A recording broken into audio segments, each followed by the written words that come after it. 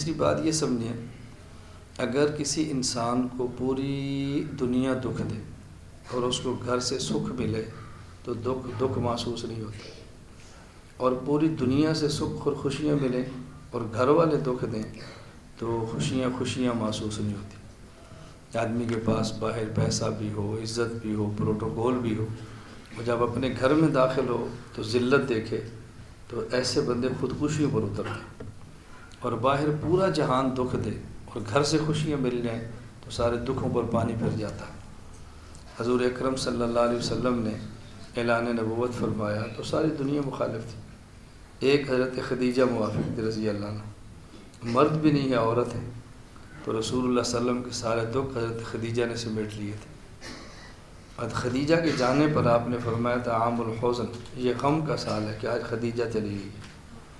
میں بار بار ایک بات آپ کو بھی کہتا ہوں، اولاد سمجھ کر کہتا ہوں اور پوری دنیا میں بتاتا ہوں، ہمارا بہت بڑا المیہ یہ ہے کہ ہم یہ نہیں سمجھتے شادی کیوں ہوتی ہے۔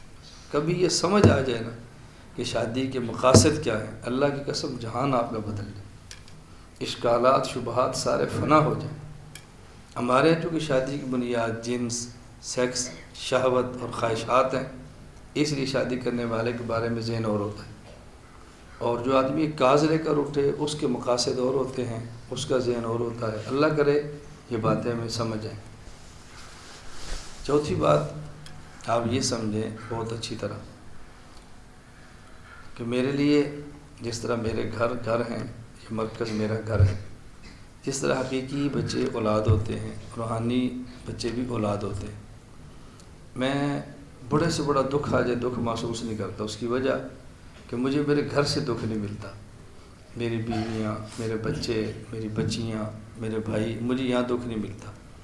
ہمارے مرکز کے اساتذہ، مرکز کی شورا، جماعت کی شورا، طلباء، ان سے دکھ نہیں ملتا، اس لیے مجھے دکھ محسوس ہی نہیں ہوتا۔ آپ یقین فرمائیں، میں جب آتا ہوں تو ایسا لگتا ہے جیسے آدمی کو جنت کی نعمتوں کے اندر پھر رہا ہوتا ہے نا، ایسے ہوتا ہے۔ اللہ رب العزت آپ کو بھی گھر کی خوشیاں عطا فرمائے، اور اللہ آپ کو باہر کے دکھوں سے بھی محفوظ رکھے، کیونکہ آپ نے دکھ کاٹے نہیں اس لیے آپ کو اندازہ نہیں ہے۔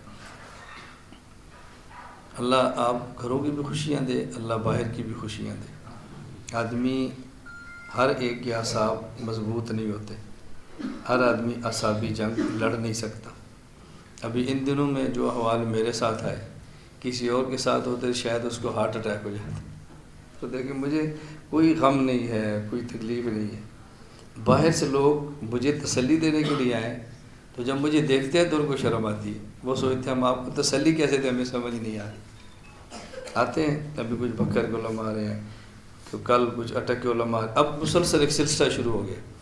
جب شروع میں ایک طوفان بدتمیزی اٹھا تو ظاہر ہمارے اساتذہ ہیں، آپ کے اساتذہ ہیں، میرے لیے بچوں کی طرح، ان میں سے ہر ایک کو پریشانی تھی، کیا ہوگا کیا ہوگا۔ میں نے کہا کچھ بھی نہیں ہوگا۔ ان حالات میں آدمی کو چٹان کی طرح کھڑے ہونا چاہیے۔ چٹان سے پانی کے طوفان آتے ہیں، ٹکرا کر پیچھے ہٹتے ہیں، چٹان کھڑی رہتی ہے۔ ان دنوں میں چٹان کی طرح کھڑے ہو۔ یہ جتنے طوفان آ رہے ہیں نا، میں نے کہا آپ دیکھ رہے ہیں ایک ایک ٹکرا کر گرے گا، اور آپ کو قریب رہ کر اندازہ ہوگا کہ اللہ پاک نے مجھے کتنے مضبوط اعصاب عطا فرمائے۔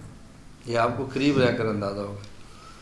میں نے کبھی دیکھیں نا، آپ خود حیران ہوں گے کہ یہ جتنے مسائل پیدا ہوئے، میں نے ابھی تک سادہ کا اجلاس بھی نہیں بلایا بھی اس کا حل کیا ہے، اس کا جواب کیسے دیں، یہ کیا ہو گیا۔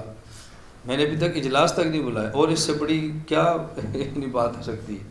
آدمی پریشان، چھوٹی چھوٹی بات پر سادہ جمع کرتا ہے، طلبہ جمع کرتا ہے، پتہ نہیں کیا کچھ ہوتا ہے۔